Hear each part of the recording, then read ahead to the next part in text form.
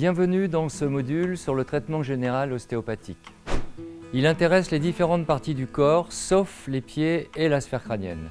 John Martin Littlejohn le définissait comme l'intégration anatomique, mécanique et physiologique des différentes parties du corps.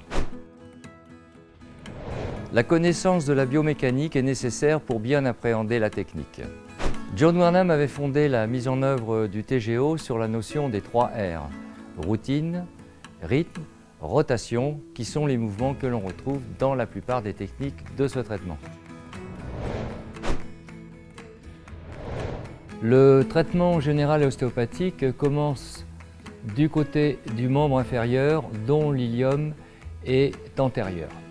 Le praticien saisit la plante de pied du patient, sa cheville, l'applique contre lui et par un mouvement rythmé avec le membre inférieur tendu va donner ce mouvement d'aller-retour. Le praticien va venir s'installer sous la hanche du patient, donner un certain jeu dans la circonduction dans un sens, gagner de l'amplitude au fur et à mesure de son exercice, reprendre ces mouvements de circonduction tout en induisant une légère traction, s'enroulant autour du bras de son patient et pouvant tracter évidemment plus facilement l'épaule.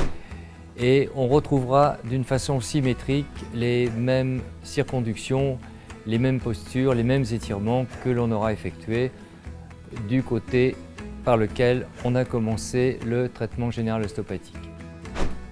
Le patient va s'installer en procubitus. On lui demande de reculer un peu plus en bout de table pour que le praticien puisse lui saisir les 2 chevilles.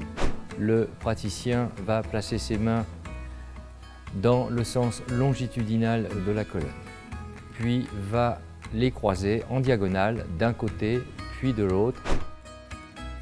Le patient est installé en latérocubitus, le praticien devant lui, ce qui permet la détente, en particulier des rhomboïdes qui sont la plupart du temps assez spasmés. 2 choses à retenir, la détente que l'on peut procurer sur son patient et pouvoir investiguer une fixation à quelque niveau que ce soit. Ainsi se conclut ce traitement sur le TGO. Merci de l'avoir suivi.